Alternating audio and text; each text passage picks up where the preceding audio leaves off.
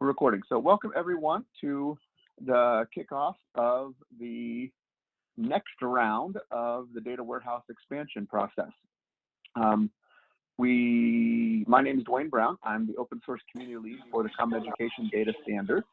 We are doing this in partnership with the State Longitudinal Data System State Support Team, who will be conducting probably some of the different meetings throughout the course of this process.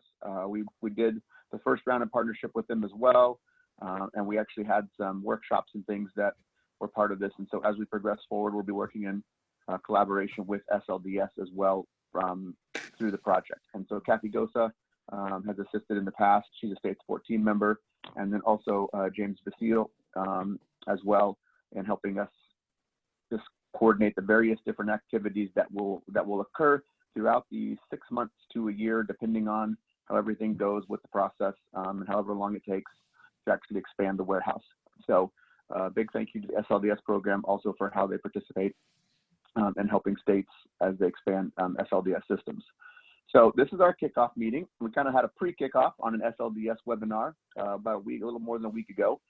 We're beginning a finance use case, and I want to give you some idea of the objectives of today's meeting and then also going forward. So what we're going to be looking at is first just kind of a process overview and some level setting. We have some new people who have joined and because they know finance, but they have no idea what we're doing.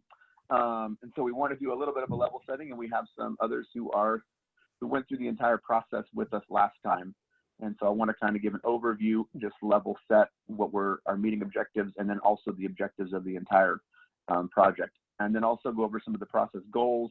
What is it that we're hoping to accomplish as we go throughout today, and then as we go throughout multiple meetings throughout the next few months. And then finally, we'll actually kick off and begin, and we'll start the finance use case, just kind of the initial discussion. And Maine will be helping assist with that, as will everyone else on this call. Hopefully, as you'll see. So a couple of whatever they're called, logistics, to feel free to come off mute and ask questions as we go throughout the process. And as things are coming up, we'll especially have a discussion thing. And I saw Doris chime in there with please record the session. I do have it recording. Thank you, Doris. Doris always reminds me, and she does a great job at that because most of the time I forget and then I go back and I don't have anything. So logistics, yeah, to remain muted. If you have like an initial, noise, it'll probably be a fairly good group, as others will probably be popping in as well. But definitely feel free to use the chat, come off mute. And in a little bit, we'll also have a Jamboard where you'll be able to put some things that maybe are just additional things to think about. But if you have comments or questions throughout the process as we start to discuss the use case, then we definitely want you to come off mute or type some things in the chat so we can address the questions you may have. So let's do a quick process overview and level setting here. There are 5 phases that we have developed and we walked through in the last project that we did where we were expanding data warehouse. The goal overall of this is to expand the CEDS data warehouse. The CEDS data warehouse is a standard warehouse structure that's open source that anyone can use. And it was released last year. No, the year before that. It was released by Michigan in conjunction with the Center for the Integration of IDA Data, who produces an EdFax reporting tool called Generate. So that data warehouse is open source, and it's something that we want to expand around new use cases utilizing CEDS elements. And so we have 5 phases where we kind of look at that. The first 3 phases are where we actually expand the actual warehouse. And then the last 2 phases are where we get into actually developing some resources additionally in relation to that. So first phase is use case development. And that phase, which is what we're kicking off right here, we just are trying to understand what are those reports that you need to be able to get out of the warehouse? What are those questions that you want to be able to ask of a warehouse? So warehouses are set up and structured to be able to answer questions like how much, how many, what's the difference between, and dealing with large data sets and lots of numbers and calculations. And so we want to be able to expand the warehouse. We need to know the use cases. And so we're going to be having a conversation with Maine which you all will be a part of in this as we start to discuss and start to build out what that use case actually is. And I'll tell you a little bit more about that. Phase 2, we get into CEDS element development. So from phase 1, we may identify some things that don't exist in CEDS yet. If we do identify those things or things that need to be adjusted, then in phase 2, we're actually going to develop those out as a group, as a stakeholder community. We'll create elements for the Common Education Data Standards and add those to the actual standard itself. We need all of those elements to actually be able then to build the data model. And so in phase 3, we move into the data model structure. We start to look at those reports that are part of our scope.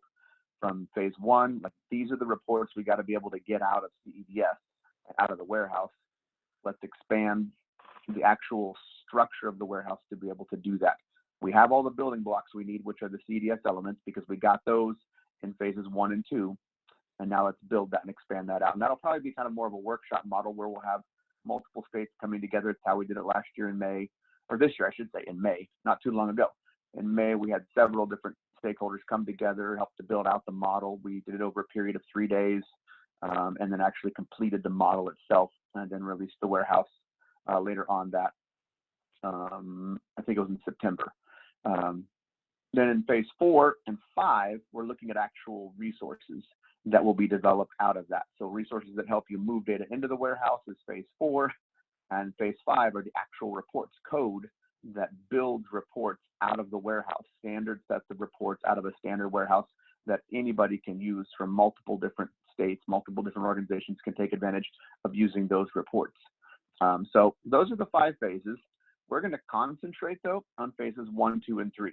As we went through the process for the first time last year, we started November of 2020, and we just concluded in October. As we went through the process, we noted that phases 1, 2, and 3 are very stakeholder heavy. We need you on this call to help us with phases 1, 2, and 3. We need experts around the topic finance to help us do the use case development and the element development, help us to understand the way reports are structured in states as it relates to the data model and how to be pulling it out. Once we get phases 1, 2, and 3 complete, it kind of moves somewhat internal then. It's really just then up to states such as Maine to look at how they're going to build resources. Sometimes those resources are built quickly. Sometimes it could take a year or two. And so we found that after we completed the data model in phase 3, we did some work, but we had to do some other things, and it took some time to get this, and it really just wasn't very stakeholder involved. Resources still come out, but they're not stakeholder involved. So we'll be concentrating this time on just phases 1, 2, and 3. 4 and 5 will happen as they occur. But the process itself will just involve the first 3 phases with everyone who's here on the call. All those who continue to join or join, after this call will be, once we get past 3, we're essentially complete in having expanded the CEDS data warehouse. It's expanded, it's ready to be used. And then resources can be released in the open source community for 4 and 5 as things move forward. Okay, so those on the call, we also looked at, there's different levels of engagement for what we would expect of individuals on the call. So there's 3 different levels. Gain knowledge is the first one. You're just here to listen and learn. You want to know about CEDS. Maybe your state's going to be implementing the CEDS data warehouse in the future. Maybe you're just curious about finance. Whatever the case is, you're going to be here to listen and learn. You're going to be a fly on the wall. We are totally okay with that. You are welcome to always join any of the meetings and kind of just watch and see what's happening and start to understand CEDS better. That's great. Level 2 are influencers. These are ones who are definitely going to be here to gain knowledge, but you have opinions and expertise. Maybe you know a lot about finance. Maybe you know a lot about CEDS. Maybe your state is implementing a CEDS infrastructure and data warehouse, and you have some opinions about how that's going to take place. We want those, right? You're an influencer. You're somebody who's going to help influence the conversation and say, our state does it this way, or our organization does it this way. And so we need that so that we build something common. So maybe you're not ready to implement yet, or maybe you are implementing, you're not ready to implement the finance use case, but you know you will be in the future. We want your opinions, we want your thoughts. As we start to build out the reports and the use case, you may have additional things you want to add in to the scope of that. You're helping to create scope, and then you're also helping as we build that out. So you're going to be helping to make decisions as the CEDS stakeholder community. We don't build anything on our own. We're looking for the stakeholder community input, and that's where the influencers come in. And then finally, we have the develop engagement level. That is where Maine is. Others are free to also participate in that as well as we start looking at finance. So if you have a particular report that you want to see created, and you are willing to, be on the calls with us, and maybe some additional calls where we have to really understand the use cases better, that's the develop group. So Maine's going to be helping us create the use cases, the connections, and then also helping us submit tickets to the OSC if we have to add elements. So it's a little bit higher level of commitment, because in the end, if Maine doesn't do this, then we're not doing this. So we need a state, at least one, that says we want to do the finance use case, we want to expand the warehouse around that. Let's do that. And so Maine is the one that's actually in that develop, but it doesn't mean that you all can't be. So if there are connection use cases that you need specifically for finance, then and you'll help with us develop those, then you can certainly be part of that level of engagement as well, and we'd be open to hearing from you and to reach out to me directly and just say, we want to implement this as well. So some things also to know about the level of engagement. Some of you on the call, you might be finance experts who are invited to participate in this, which we definitely need your expertise. What you may not know, and I kind of looking at the list, but I don't know everybody on there, is your state already may have the CEDS data warehouse installed and is implementing it in some way. A lot of states are implementing the warehouse for EDFACS reporting. And so your EDFACS coordinator would know if you have the warehouse installed, but just kind of a quick list of states. So Nevada, Oklahoma, Vermont, Montana, Mississippi, New Jersey, Kentucky, the Bureau of Indian Education, and there's a host of others, probably about 6 more that I haven't listed. You may not be aware, but you have the CEDS data warehouse installed in your state right now, and you're actually implementing portions of it. And the finance use case is just going to expand that warehouse that's already existing in your state. So level of engagement, you guys can kind of read through that, and you probably know where you already are, but feel free to jump back and forth between gain knowledge and influence when it makes sense. You don't have to stay where you are. If you've got opinions, please let us know what those are as we proceed forward. Couple of other housekeeping items. I'm going to drop a link in the chat. For those of you who aren't aware, we've put some resources and things where we kind of manage the whole project is at the Data Warehouse Expansion community site. So let me drop this into the chat for you. Announcements, the discussion thread, workspace folders. We do send some major announcements out through a larger listserv, but if we've got smaller announcements or things about some groups meeting, that'll come through a discussion thread there. And so I want to jump over to that site real quick. If we go to the CEDS community site, you have the direct link to it, but this is how you get there otherwise. So through the CEDS open source community, there is a data warehouse expansion project work group that's listed there. And then this will give you some information such as the new finance use case we're kicking off on November 2nd. If you want to add a calendar invite to for the monthly meetings, which are going to occur the first Tuesday of every month at 2:30 Eastern, there's a calendar invite available there, so you can add it to your calendar.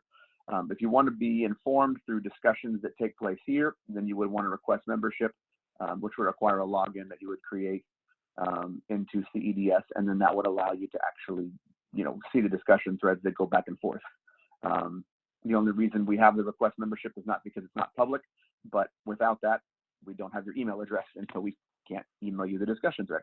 So coming there and requesting membership, most of you probably already have this, or many of you do, but if you don't and you want to be informed of what's going on, then that's there. And we have the size phases and some information about participation. And then as we start to add in this recording, for instance, here, or notes or things, that will all make its way onto this page here as well. Okay, jumping back over here. So that's the place for the discussions, announcements to join that. So that logistics is complete. All right, so our outputs, what we hope to accomplish through each of the first 3 phases. I'm going to explain these, and then I'm going to kind of do a little demonstration so it makes more sense about what it is we're going to do with finance. So phase 1 is use case development. And what we're going to want to build is a CEDS connection for each use case. If you don't know what that is, that's okay. I'll explain to you. It's really just an explanation of the reports that we're going to build, but using CEDS elements, and I'll show you what that means in a second. And then we're also going to do a CEDS gap analysis. So as we build the connections, we are going to use CEDS elements to show us, to put them together to say, here's how we're going to build a report. And then we're going to discover we don't have an element in CEDS to do that. That's the gap analysis, where we know we're missing something in CEDS that needs to be added before we can truly explain or be able to accomplish the use case that it is we want to accomplish. So out of phase one, which is what we're kicking off right now, we want to be able to accomplish those two outputs. When we enter into phase two, what we want to be able to accomplish are the CEDS open source community tickets. Those are really just, we're going to add new elements to CEDS, or we're going to modify some existing elements in CEDS so that we can actually complete and do the use case that we came up with in phase one. So phase one determines the scope of the entire project, which is why you all are here too. It's good for you to chime in, because right now we're going to begin this meeting. We might not get the full scope. We're going to just start to dig in. The next one, we might be able to get the full scope kind of outlined. Once we have the scope outlined, we know where we're going. We can start writing everything out, and then we'll end up with that gap analysis, and then we'll be able to open some tickets in the CEDS open source community to say, hey, we're missing these kind of elements.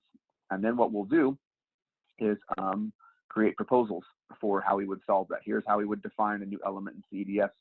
And so that work will be happening in phase two. And once phase two is complete, we will have all the elements we need to be able to build the report that we came up with in phase one. We're ready to move into phase three, where we actually model the data warehouse structure. And then once that's complete, we release the data warehouse structure, and then we can actually build those reports, which occurs in phases 4 and 5.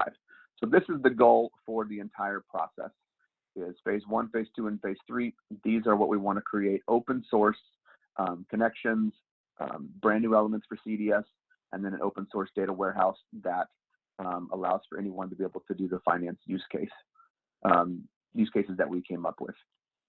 All right, so let's take a look at some examples last year, since we kind of had a little path right there. We forged the path through the woods. We have an actual process now that works. We were able to actually make that occur last year. So I'm going to use an example that we had on the webinar. You'll probably see this again if you go to the Best Practices Conference, but it's a good example of the whole process. So last year, we had 3 use cases: special education, adult education, and one related to census poverty. And so I'm going to use the adult education one because I have the code built for that already. We're going to jump over here into the national reporting system. So this is adult education. Adult education providers are required to report information about participation in adult education programs, and also performance indicators for students who exit that program. So one of the use cases, I will search table 5, which will get us down to taking a look at the actual table. One of the use cases was to be able to produce out of the warehouse a student list and also the aggregate numbers for table 5, which is the primary indicators of performance for adult education. So what we had to do in the adult education work that we did for developing the scope, this is the scope, right? We determined one of the scopes was to actually be able to populate numbers in these cells for this report out of the CEDS data warehouse. And so we had to go through and define what is a first period of participation. How do you get to the number of participants who exit? What's a participant? What does it mean to exit? What does it mean employment? What does it mean second quarter after exit? Once we've defined a participant exit, what's the second quarter after exit? What does it mean achieving outcome? What does it mean to have attained a secondary school diploma? What does it mean enrolled in post-secondary education or training within 1 year of exit, right? So all of these different components formed the use case. And then we had to go through and say, all right, how do we use CEDS elements to define a participant? How do we use CEDS elements to define what exit means? How do we use CEDS elements to define a period of participation, and then the first period of participation? In that, we start working with CEDS Connect. And so we jump over here. I'm going to go to the tools, and we're going to take a look at the connection that we built. Oh, there we go, find the existing connection. And I'm just going to search table 5, which you've seen I've searched before. And here we have the CEDS connection to the National Reporting System for Adult Education, Table 5 and associated tables. This actually goes into additional tables, 5A, 8, 9, 10, and 11. We're going to focus in on just Table 5 here to start. And what we did was we had to select all of the elements we would need to actually be able to produce Table 5. We know we need the academic award date because that's going to be related to a high school diploma.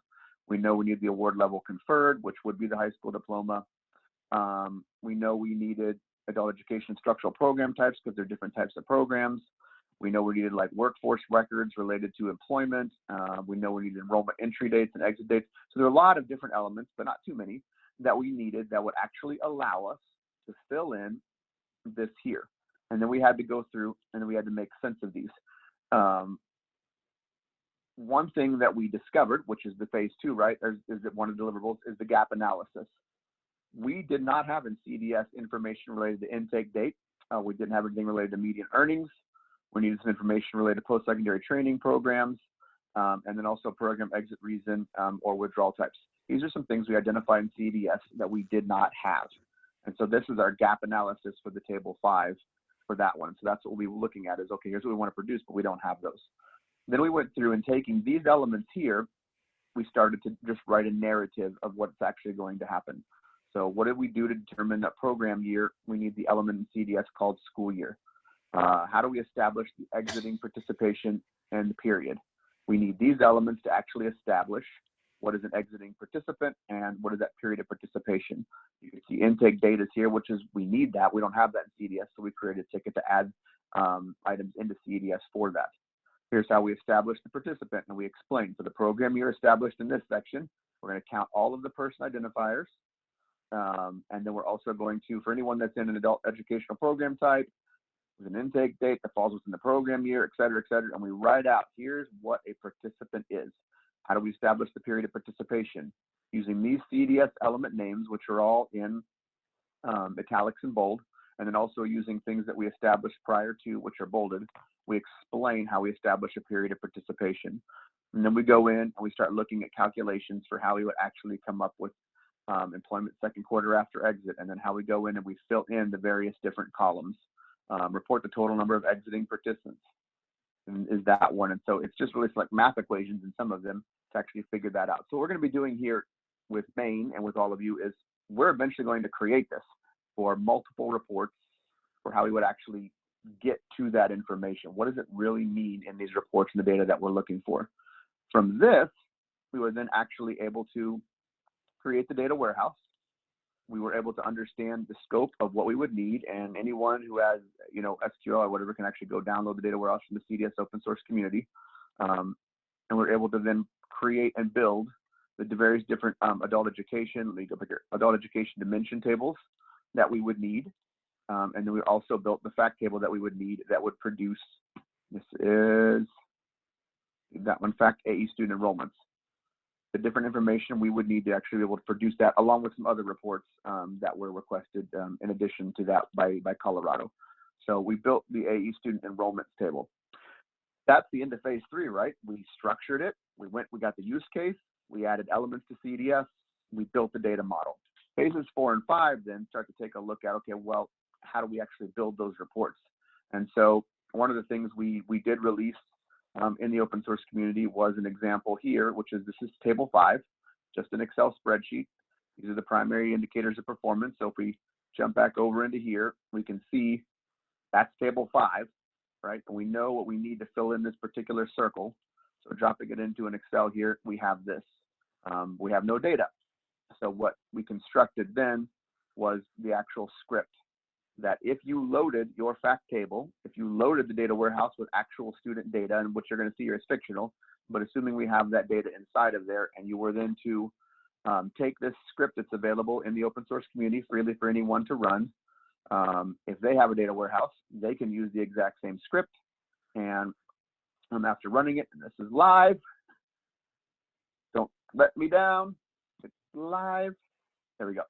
After running it, it will produce for you the information that you actually need for the various different columns, aggregating the numbers. And how do we aggregate the numbers? We do it based on the things that we came up with in this. right? So we wrote out exactly how you would create an aggregate number, and then a developer takes that code, writes the code for that, and you can see actually inside of the script here itself, it starts talking about the different things, and like here's like a base set of kids, and then how it actually goes through and produces the different codes. So here we go, column B is looking for that, and then it talks, here's how we got to column B, right, the code inside there. And so the data itself that's produced from that anyone could use, assuming they're using the CEDS data warehouse, they could then take that data, they could load it in, and they've completed their table 5 reporting. So this is what we're going to be working on under the finance use case. We want to be able to produce resources like this and code and the actual data warehouse for those using the data warehouse to be able to use around the area of finance. All right, jumping back over into here, kind of level setting so everybody kind of knows where we're going. Use case development, that's what we're going to start with. And let me go here. One last bit of logistics and then we'll get started. We have meetings for phase 1, which we're at right now, the kickoff. December 7th, we have a next meeting where we're going to be looking at some additional use case development. So we're just picking up where we leave off today. We'll pick up again there on December 7th. January 4th, right now it's scheduled. Should there be any conflicts or problems, we may reschedule it right now. January 4th is scheduled that we're going to continue picking up where we leave off on December 7th. Hopefully by January 4th at that meeting though, we're starting to do some connection development, which again is that this here. We're starting to build that out for the different use cases that we've come up with in the last 2 meetings, so in this meeting and that one. And then as we move forward with phase 1, just additional meetings as needed. We may drop some in, additional ones in December or November, or we may just move on to February because it's the holidays time, so time where it's a little bit harder to get people together, but we can speed up, in January or February if we need to. And I also understand that it's like, from what I'm understanding, that finance is actually a crazy time in November and December. So if these are the only meetings we hold, it's the only meetings we hold. Office hours, we can always, with anyone on this call, CEDS can set up separate meeting times with experts or anyone that wants to talk about different use cases or has questions. So this is the goal, next 3 meetings to actually go into the use cases themselves and talk more about that. All right, so with that, I will stop talking. I'll actually talk a little bit more, but then I'm going to start hearing from all of you. But any words of Indigo Montoya from The Princess Bride when he's about to fight Wesley? Hopefully you've seen The Princess Bride. Begin. We're going to start talking with Maine now. And what we're going to do, it's going to be messy, okay? You have the chat. Everyone has the chat.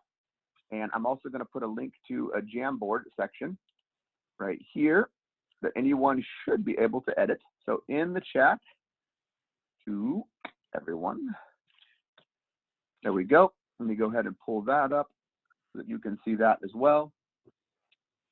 The purpose of the Jamboard is for comments or thoughts that you just have.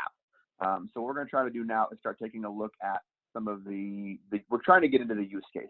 And so I'm going to let Maine talk, and then I'm just going to be asking questions. And so just imagine we're all in a conference room.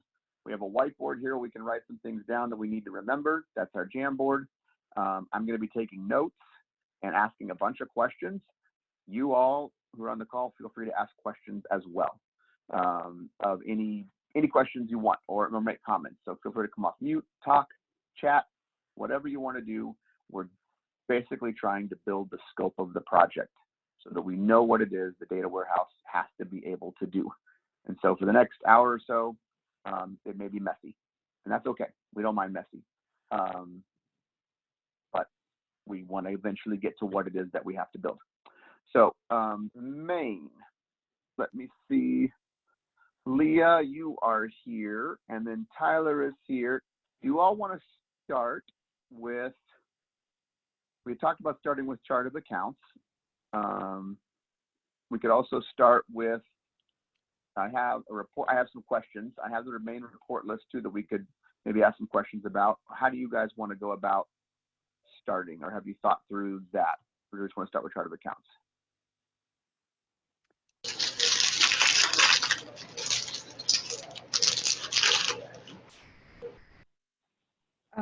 Well, this is Leah. I believe that Tyler and Kathy were discussing which use case they wanted to start with. Okay. Yeah. And I'm not sure where we actually landed. Last I heard it was chart of accounts, but it may have changed since then. Okay. This is Kathy. Ida's here with us today too, from our finance group. So we've got both Ida and Tyler. Yeah, let's start by talking about chart of accounts. We haven't made a decision on the use case, but I think we need to get oriented with what direction we want to go in. So let's just start there. All right, let's start there and start looking at some of that then. So let me jump. I think we want to begin here. Financial accounting systems. So this is our standard, and Tyler and Okay. Ida, feel free to jump in and ask any questions you have related to, like, hey, what the heck are we doing, or why do we care?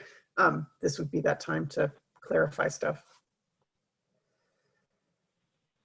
So this list here of main reports is the list of what our current finance system produces for us. Our finance data collection system produces for us.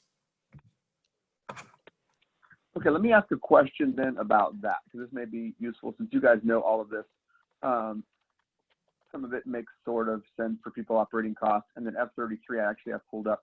Do any of these reports make up, or maybe it's one report, maybe it's two or three, but do any of these reports kind of make up the sum of all of the data that you would need to produce any of the other reports?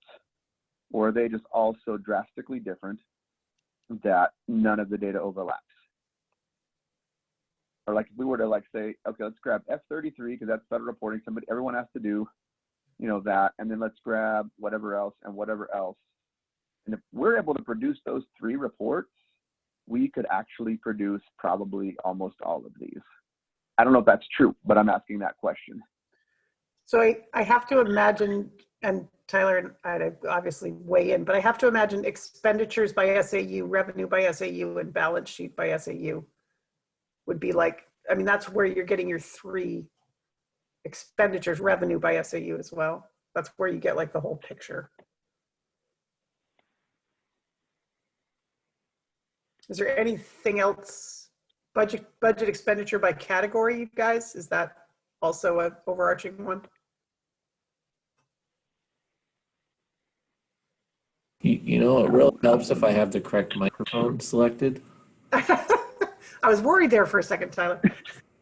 I was talking, so the one that Kathy listed off, the expenditure, revenue, and balance sheet. I mean, those are going to be a collection of all the varied lines that the school units are reporting. So it would include, everything that's being reported by our school units. Question, just because this is a term, I've kind of seen before. Is a school administrative unit equal to a district/local education agency, or is a school administrative unit equal to like a school, just like a K-12 school that's inside a district? It's a subset. Well, it's a subset of an LEA.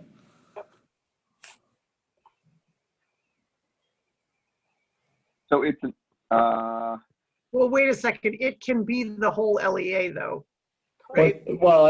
So not all LEAs are SAUs, but all SAUs are LEAs. all SAUs are LEAs. Not all LEAs are SAUs. Yes. Let's unpack that one slightly. Tyler, in that case, is the title of this report accurate? Should it be balance sheet by LEA? Yeah, that would probably be more accurate because we do have the CTE regions in there, which are LEAs, but they're not SAUs. Right. And that would be the same for the main education center for deaf and hard and hearing, and main school science and mathematics. Mathemagic. They would like Yeah, that. mathemagic. It's magic. Charter schools. I want to go there. Well, Yeah. charter schools are our SAUs. Yep. So then this report or the balance sheet, you're pulling in LEAs really. Yeah, if you're going to be governmentally correct, Yeah. this I'm report gonna is try to make probably CEDS correct. misnamed. It's just always what political it's called in the subdivision. system. Yeah. Yep. By political subdivision, we have now just made it a little more accurate. So, Okay. So then we're looking at LEA level. Does it contain would these contain school level finance, or does anyone even collect school level, or by What's included in this is school level finance? So balance sheet is by LEA, and the same would be true for revenues, but expenditures are coded either to the school level, to an educational level, or to the district level. so yes, Dwayne, it's inclusive of all of that. Yeah. It's actually coded below school level to programs. So, I mean, so The everything. programs within the school, sure. Yeah. School level program. And the LEA level, I mean, I guess probably. It's everything. Yeah. Or- You're,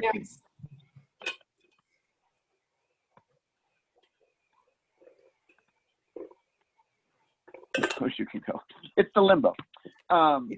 that's a place where referencing our chart of accounts would probably be relevant, because you can see it in the sample chart of accounts where they have the opportunity to include cost center location, that sort of thing, so that the account numbers are built out to whatever level of detail is necessary.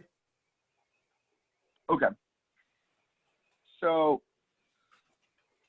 let's just pretend for a second that we're able to do these three. And we're able to, like, all the information is stored for this information. Does that then, all that data, does that make up what you would need for, maybe there's another element or two in some of these, but for the most part, you're covering all of these? Or is that not true? The data contained within those three reports is what is used for every other report in the list. Okay. Does that answer your question? Yeah. I didn't give you a yes or no. I just. Well, we don't have pupils. Oh, yep, good. Because so like the F-33 and the F-33 SLFS both contain a pupil count, and so does Special ed. That's okay. That's what we're doing here. Do resident you, expenditure by budget category, Tuition. pupil operating, tuition. do you manually enter those, Tyler, or you import? You import No, it. we import the data for those reports.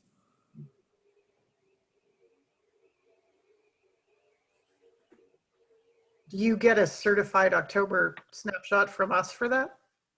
We take it from the reports that are used for EPS. Okay. And that's inside of FS33, the October 1. Well, and actually, so that's different. And Ida, how do we, because we get that from Leah, but it's not the same thing. For the 33. Yeah. Oh, that is, yeah, let me go look at that. Because I've had it by responsible party and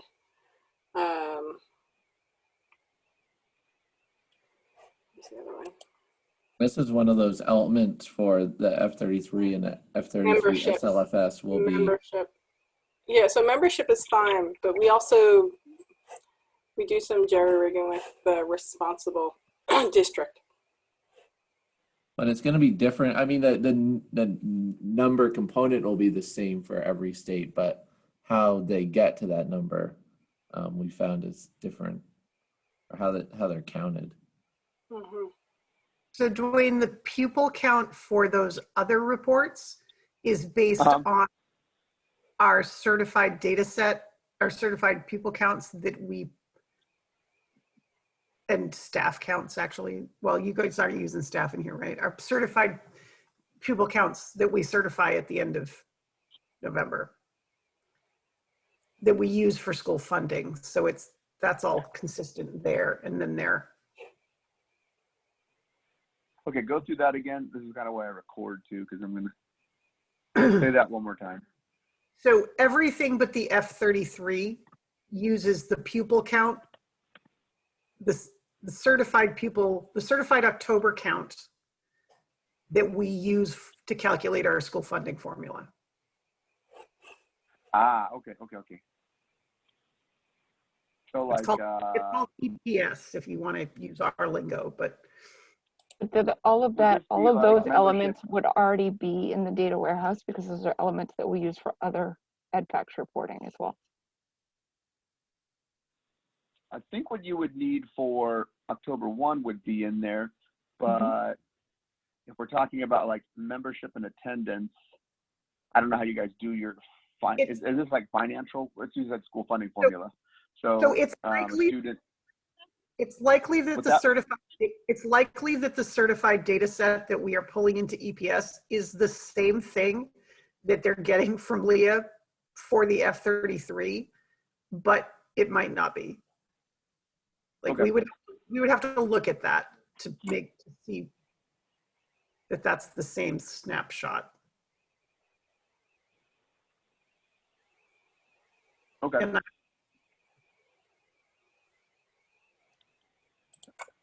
So we'll hang out with pupil count. I'm going to put possibly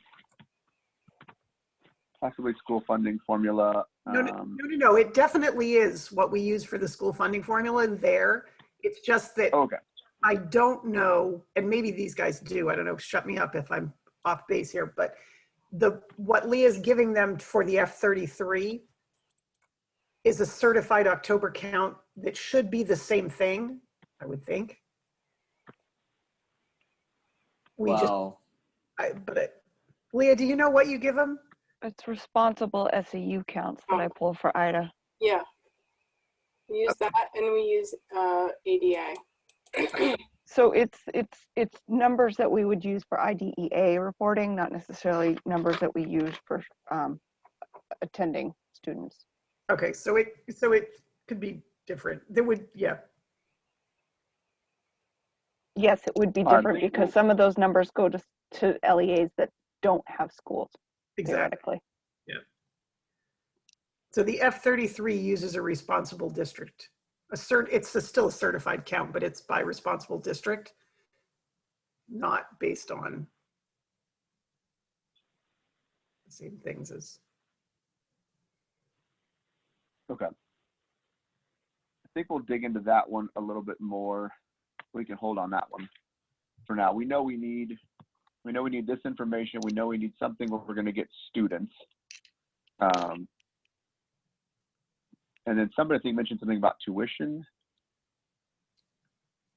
Or is that in here? It uses a student did. as well. But are there any other buckets of data that we would need besides these three and then pupils and however we would get to like students? Back probably to like over to the finance side of it. Are you talking? Dwayne, go ahead. So Dwayne, one of the things that we calculate, we do residents. So we have a responsible district, an attending district, and a residential district. They're not always the same. And so depending on which report and which calculation we're doing depends on where the child is counted.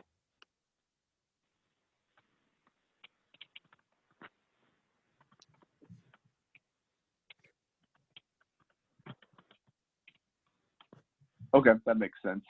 Mm-hmm. We had something, I don't know if it was you guys, maybe it came up also with this. So maybe this is like a financial thing. But in CEDS, responsible would probably be accountability. Attending, we have attendance, but then this residential thing came up again. I think it was like with Missouri. Well, because if where you live doesn't have a school, but they have to pay for you, so the town you live in is responsible for paying for your education. But if they don't have a school, they can't provide it. So that's what the connection is.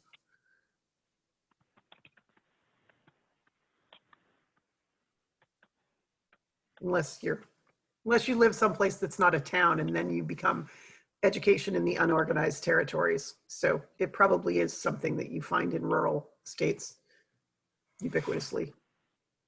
Okay.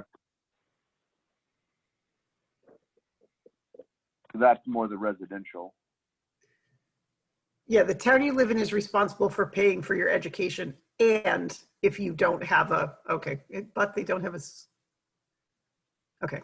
It also comes into play with some of the public-private schools, because there's public education where the student is paying a tuition to go to that public school.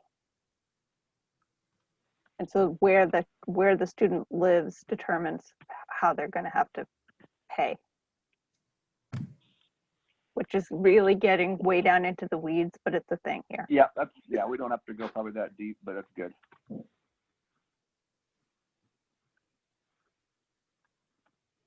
I think we probably have some things related to that. So going back up to the higher level, this is going to still give us all the finance date, actual finance numbers, like, dollars and cents or whatever. We're looking at a balance sheet, expenditures, and revenues. So are there other finance things that we may be missing, or if we were to and it's okay if we like, oh crud, we missed it, that's it, it's over. It's not over. Transportation, is there things inside the transportation operating report that would be outside pupils or district? No, that's just the expenditures. It's in that report. What about organizations, Dwayne? Because you have to have a data set of organizations. Okay, so like organizations, we have like your LEA, the other organizations, right, as well? No, it's because there's different. Just the LEA, well, regional programs maybe, but And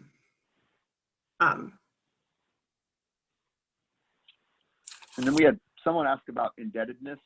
Is that inside of one of these? Because I know that's on like the F-33. it's in the expenditures, I think. I mean, it No, would be. that's a balance sheet item. Okay. A payment, you're talking about debt service, like for buildings and things like that. Well, not the actual payments that they're making, but how much debt do they currently hold? Right. Okay. What about maintenance of effort and excess costs, Tyler? Are there student counts, student counts in there? I don't think they're in those reports, but if this were to create the actual excess cost report or maintenance of effort report, then yes, you would need both. And I don't know which one anymore, whether it's the responsible district counts. It could be the responsible district counts, but then also the special ed counts. Dwayne, the other thing that's in here too, I'm not sure that we're capturing, is that we have multiple years worth of expenditures in some of these situations. So everything's not just a current year. Oh, yes. Okay. Yeah.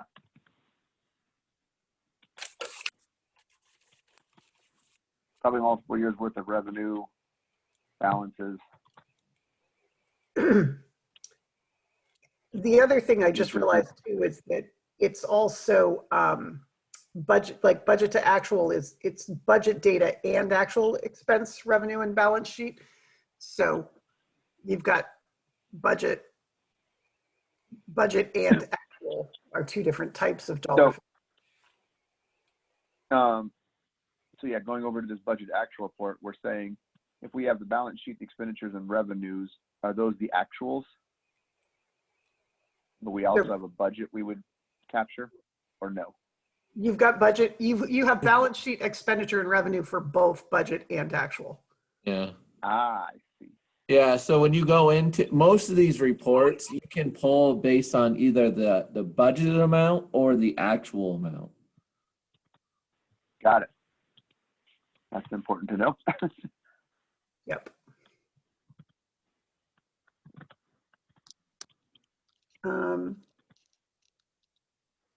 Do you consider the actual account number components to be data that needs to be in here, because that's a thing? Yeah, yes, let me write that down first. And then maybe let's chat about that, because I have some questions as far as the comparison. So, and this is probably good too, where some of the other states maybe want to chime in, because I'm trying to understand varying ways of accounting. Is this use case specific to Maine? Aha. Since we're over there now, right now we're dealing with Maine, but we want the end result to be specific to CEDS and Maine to be able to use it. That's kind of our goal. How do we build something that Maine can use that is CEDS standard, which means others can use it as well? So as you guys are, watching this and paying attention to this in the chart of accounts and counting and reporting, etc., as we start to unpack this really more, we're going to need some influencers to say, here's how we do it, which is slightly different, and what you're building isn't going to work for us. So how do we get to the point where it may work? So let me, but I just wanted to clarify for folks that haven't been part of what we've talked about before. The base of our standardized chart of accounts is the NCES chart of accounts for local and state governments.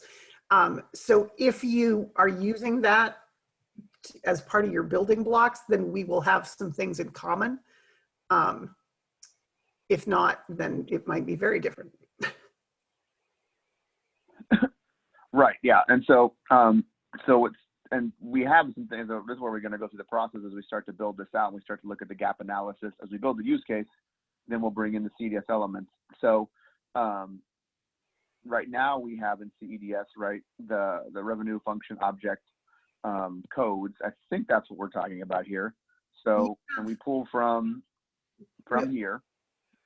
Okay. So these would be standard codes in CEDS. Now, going back to this comment we have over here, if these codes aren't necessarily used by a state, but they all have to translate. Go ahead. I just want to jump in there. For everybody who's coming from an accounting perspective here, there are 6 different, up to 6, could be more depending by state, different segments of an account number. So as we start to talk about pieces of account numbers, I think it's going to be really important to talk about whether we're not talking about fund codes, program codes, function codes, object codes. We also have cost center and location. So every account number's got multiple pieces in it, all of which can have completely different values. Right. And there's probably some standardization we can do. We're not afraid of elements that make sense, but the codes within them might be state unique. So we're looking into that as well, right? So well, that's part of how we're going to unpack.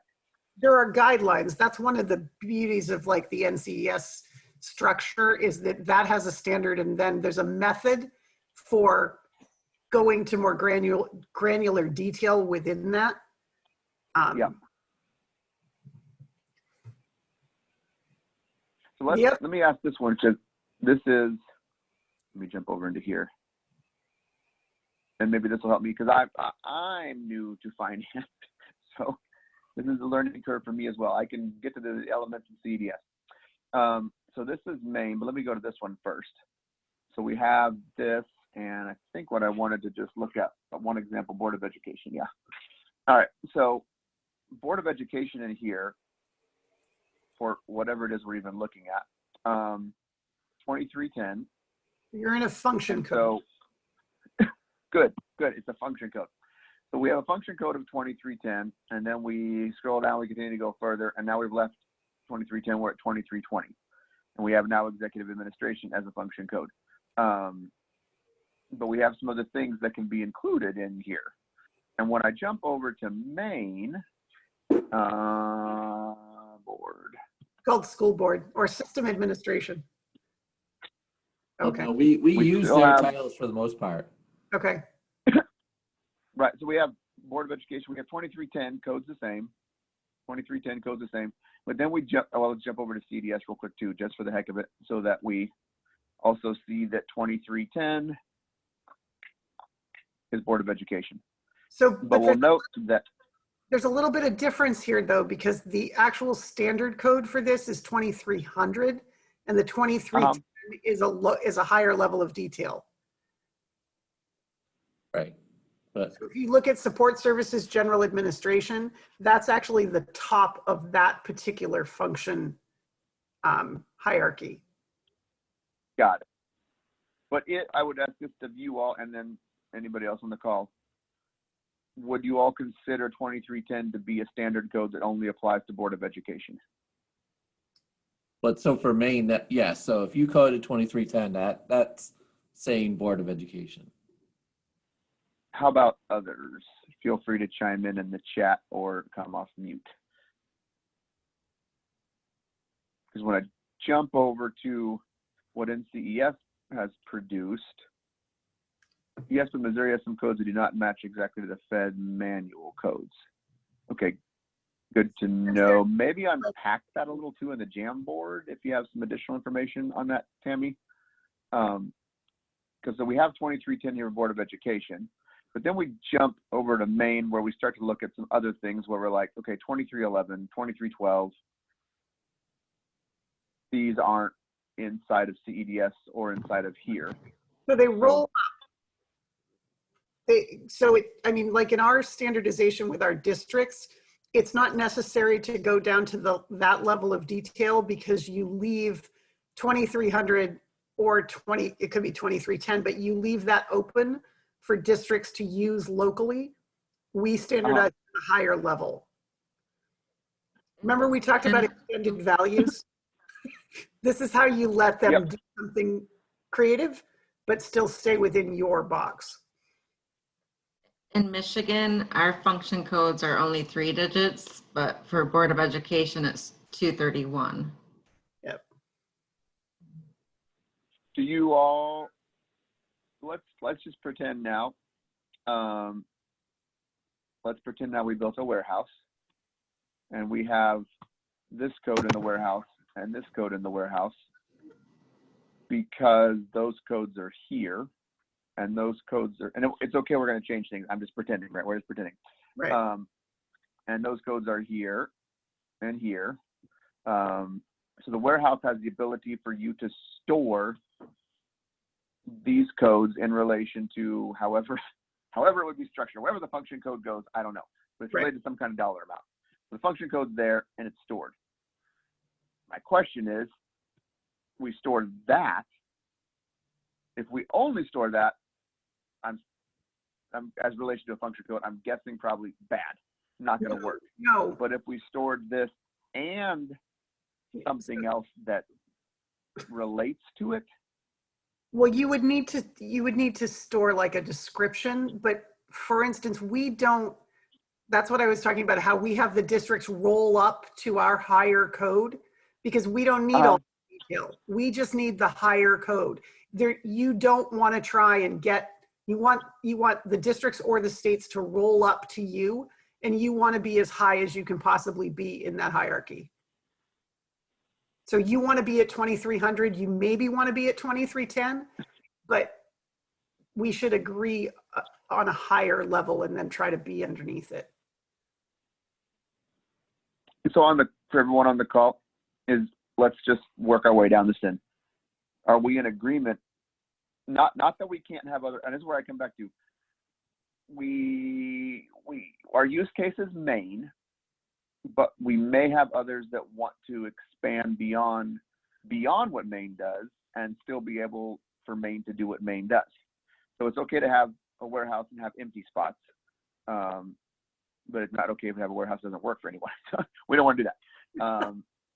So if we have a higher level, of 2300, probably that works for everyone if we at least have that. We probably have to have that. Yes. Everyone has to report this, right? Yes. We could have a lower level.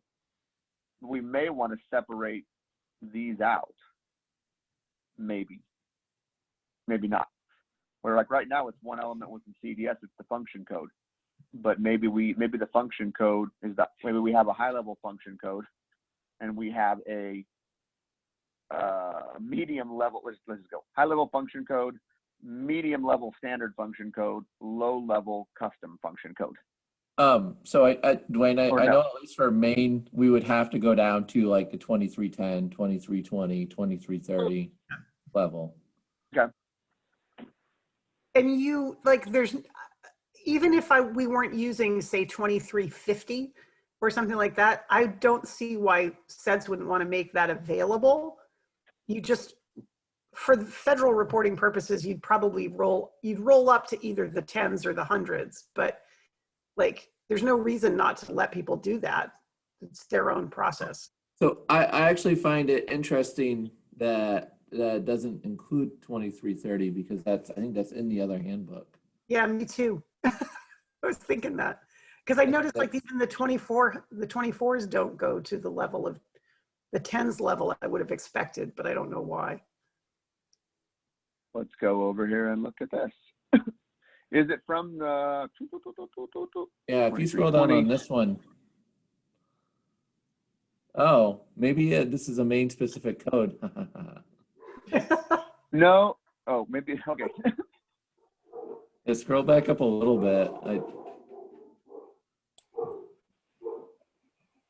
Oh, okay.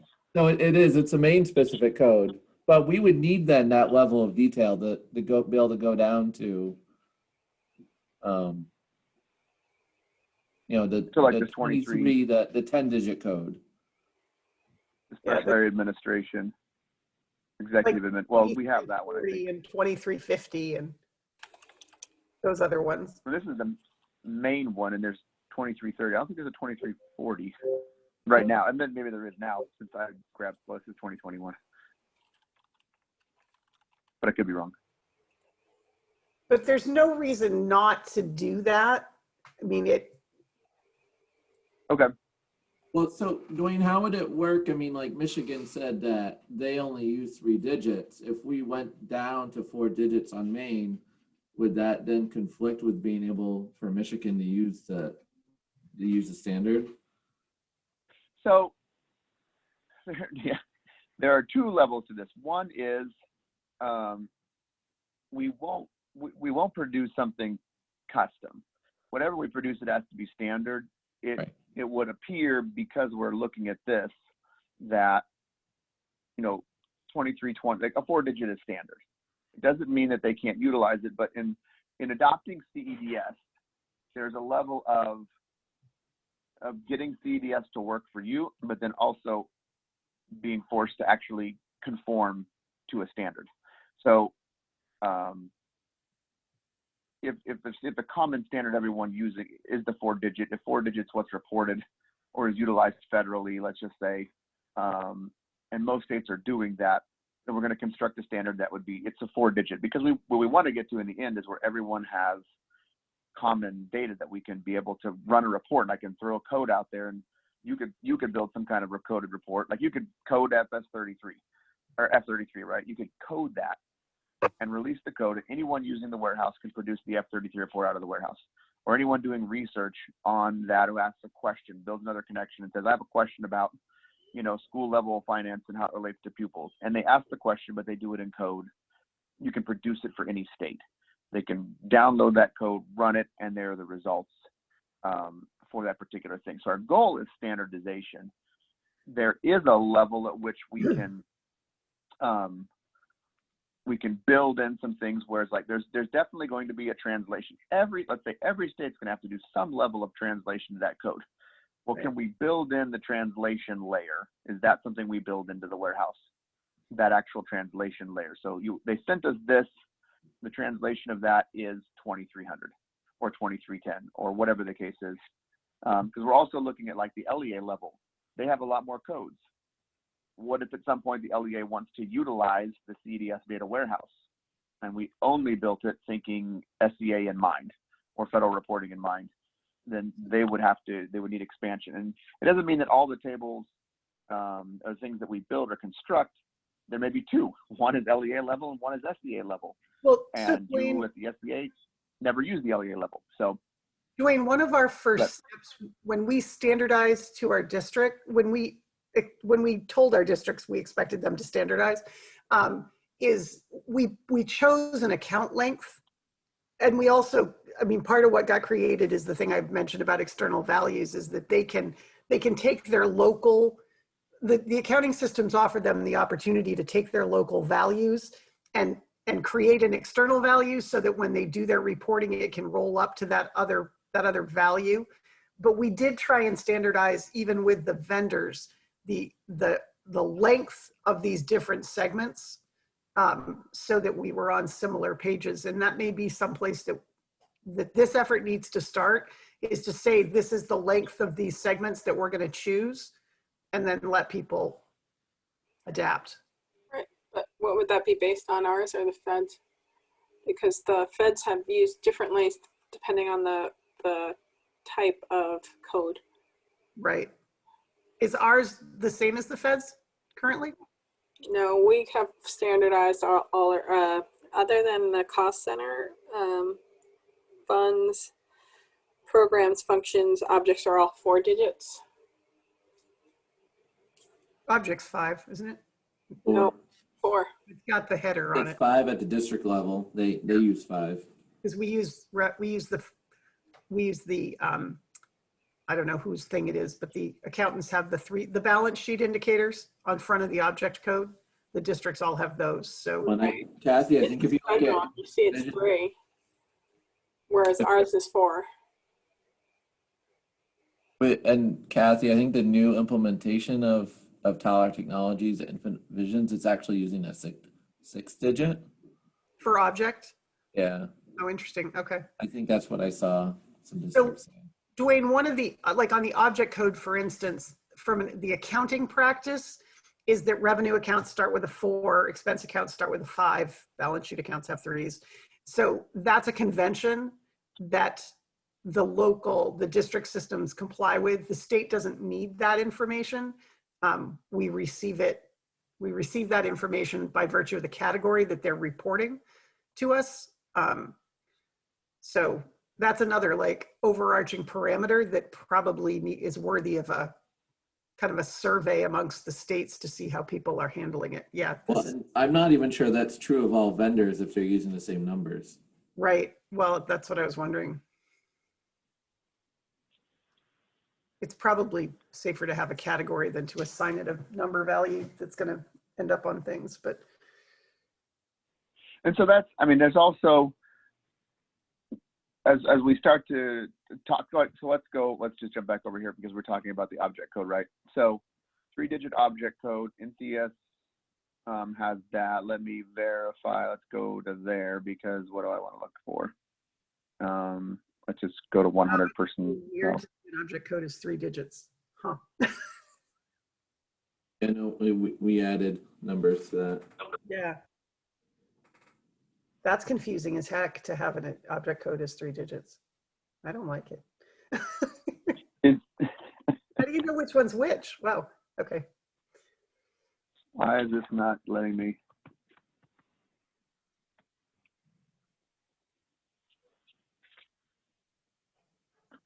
Those are object codes. Okay, these are object codes. So 300 purchased, professional and technical services. I just like to confirm 300 purchased. What was it? Purchased professional. Okay, so where CEDS matches that. So you guys have.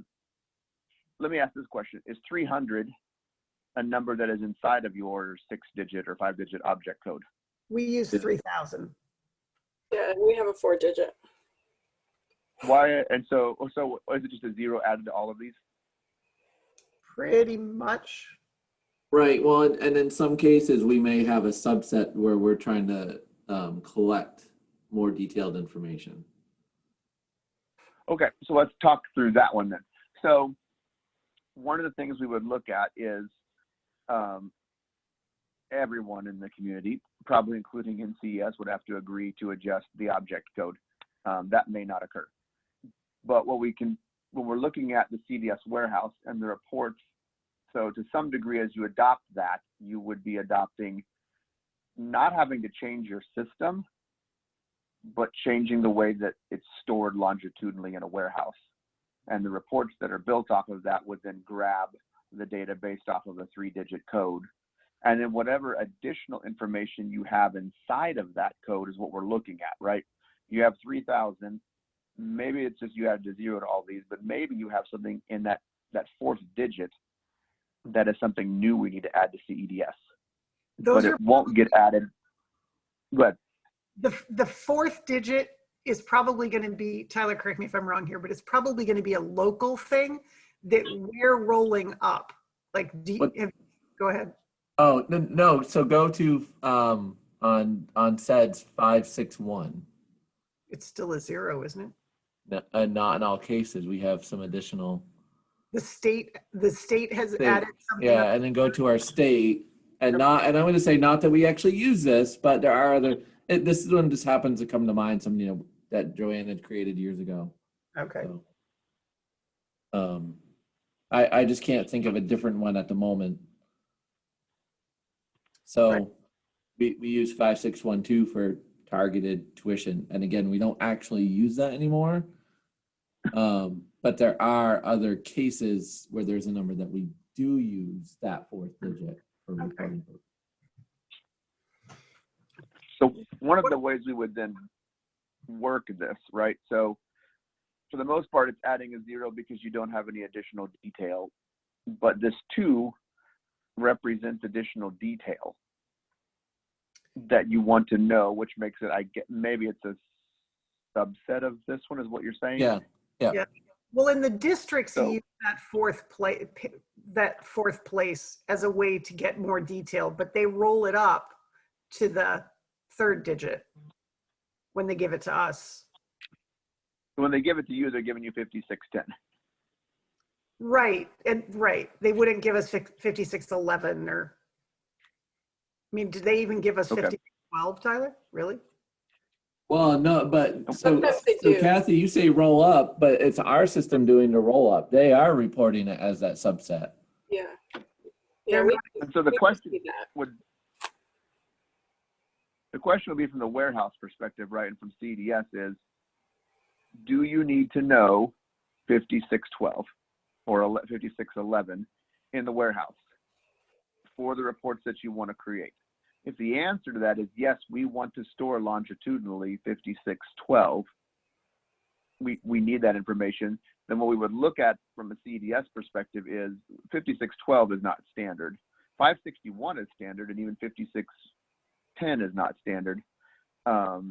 We would look at storing 5610, but we would additionally add potentially another element that would get to the 0 and the 2. Tyler, do you think we need, I'm looking. But it's a question, okay, because the reports then that we look at building, we're going to build off of CEDS. Like we're building standard reports that anyone can use built off of CEDS codes, which align to, the NCES, that handbook, and states for the most part align to that. But there may be instances where you're like, we absolutely want to store the sub information. yeah. It just might not be in the same field as we do it with CDS, because other states, as they chime in, maybe like, we want to store the sub information as well, longitudinally. I But if suspect you, that, I mean, I think we generally have tried to stay pretty high, but I'm aware Yeah. of other states that are keeping a much greater level of detail at the state level than what we're collecting. So I don't know that Right. we're typical in this particular situation. So not any of the reports for which we have listed there, but we would have other reporting. Yes. So like lease purchase that are state approved, Kathy, those are you know, has that 4th digit extension, and we would use that data. Right, but are you using it operationally or longitudinally? It could be either. Because the legislature has been known to randomly ask for information that we have. Yet another reason why we need to define our longitudinal data. So yeah.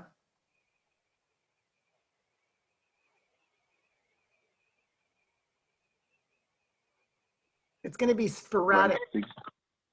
I mean, but I think the fact that we're not typical, and I think that other people are using a higher level of detail speaks to the fact that we probably do need at least 4, because I think other people are going to need 4. Right. Well, NCES also uses one digit for funds. We use 4. They use 3 for programs. We use 4.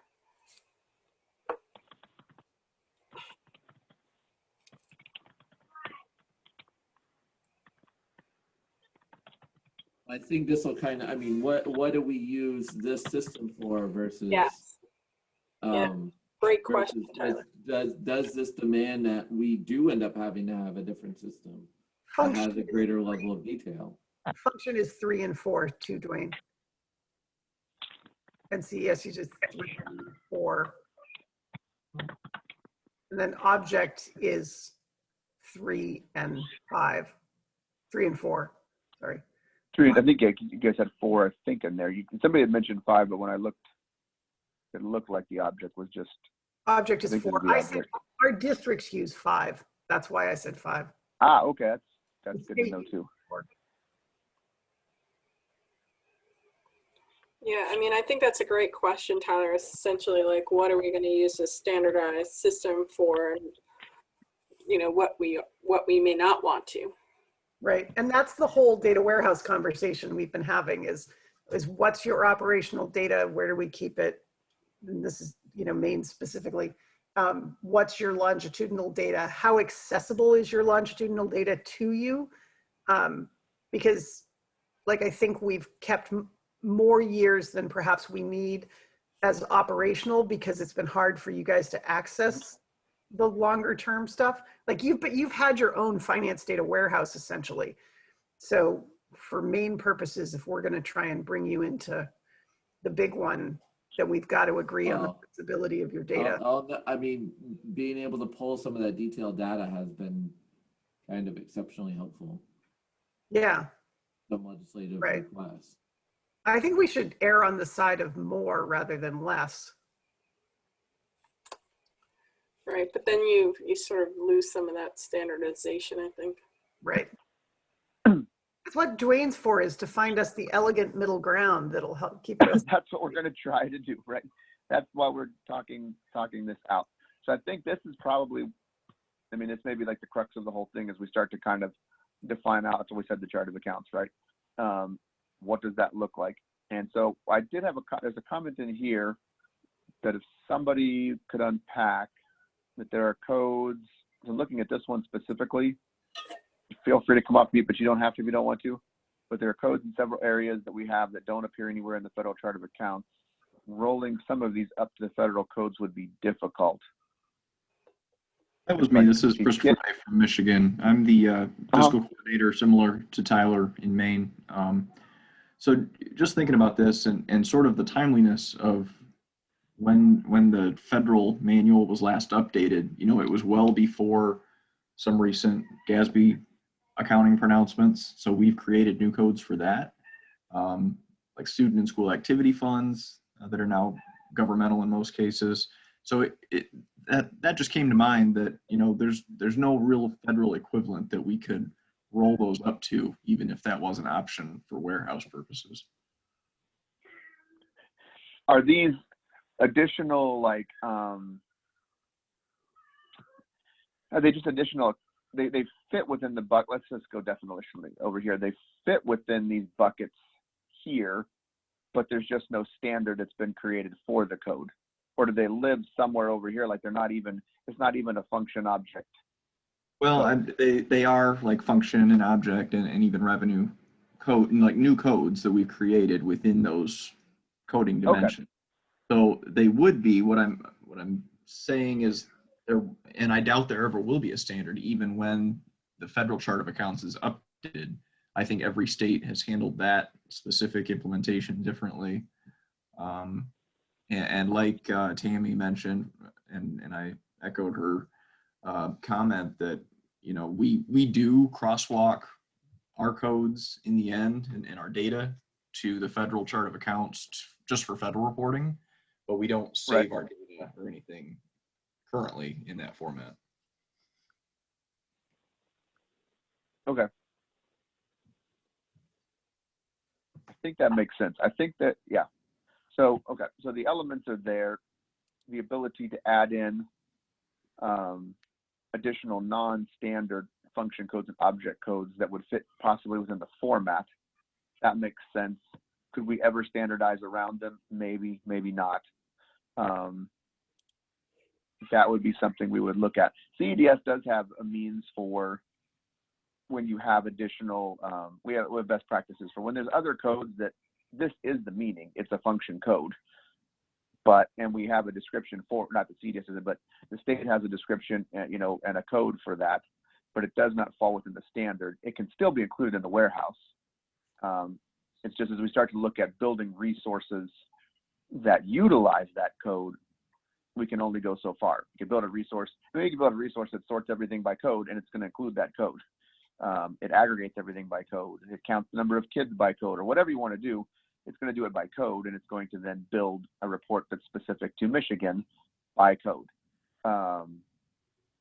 But those codes themselves won't be standard from state to state. So there are ways around, but ways to do specific codes that are specific to that state. What we're looking at is it could not be 2212 because 2212 would be in the warehouse as a standard code. But if it exists beyond these numbers somewhere, and these numbers are never used, then it would probably be just fine to include that. So, yeah. Dwayne, But again, go ahead. I was just going to say, one of the other things, like for student activity funds, I think this probably is still true. Maine doesn't collect those at the state level, it's local data. So I wonder what happens when you get up to the federal level. Are there things that are only state data or local data that would never be federally reported? Because those are things that could be excluded and we don't have to worry about aligning them.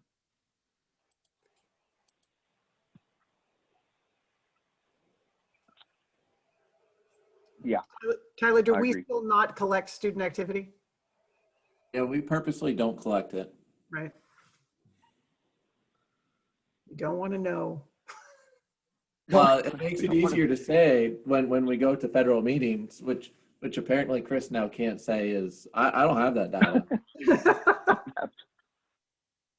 Sorry. It's recommended for everyone else. They're going to start requiring it. Missouri collects student activity, but we don't know their balances. It's intermingled with everything else. We just got that comment. Correct. Now, Michigan and Missouri, you guys are going to have to start collecting student activity now. Nope. Help the boosters. So, comment from Tammy: Why can the federal accounting manual not be the standard or the start of the standard, since every state has to crosswalk those codes? No state will change their codes to match if they're currently not already matching the feds. Yeah, I think that's what we're looking at. That's a good comment. It's like, we'll build the warehouse. Then there may be some things where we're looking at, again, the fact that we have there's a 3-digit code here. Maine has a 4-digit code. We'll have to ask that question. We'll have to unpack that a little bit more about what does that 4th digit mean? It is a financial expenditure K-12 object code, but that 4th digit may have a little bit of a different meaning if our specific CEDS definition is related to this handbook. Like, it's going to be, this is the meaning. There's a 4th digit. It's important. I think it's important to point out too, our Maine is aligned to the first 3 digits of these codes. It's just right, which more. We're goners if you're not there, right? Right. No, we are there. I mean, that's what our other, right. what our model is. So.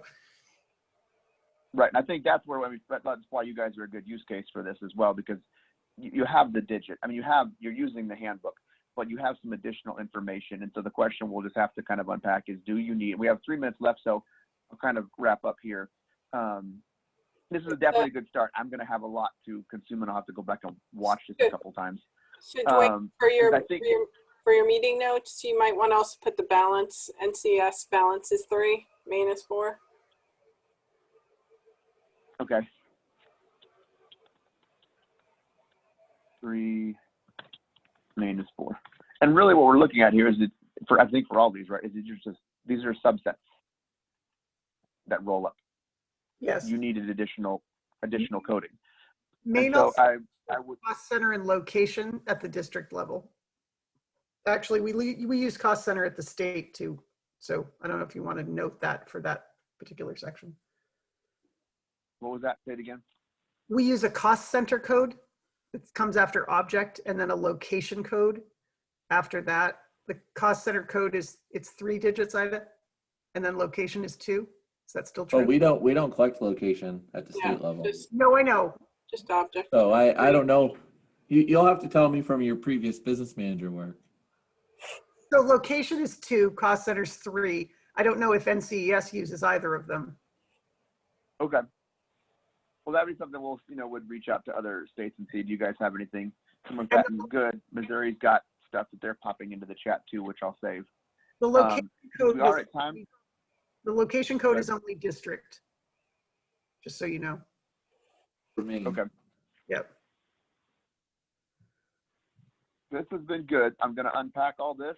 So for our next call, we're basically going to pick up right where we are, but I'll have some things that I'll have built out to kind of, all right, what about this? Let's just start talking. I've been looking through Maine's thing, looking at those 4-digit codes, looking at some of the subcodes, and kind of understanding and maybe sort of unpacking a standard that CEDS, just something for us to look at and start to pick apart in relation. Because I think this is the key. We probably are going to be able to get to some of the other stuff, but this is obviously the key Dwayne, to being able to do this in the warehouse.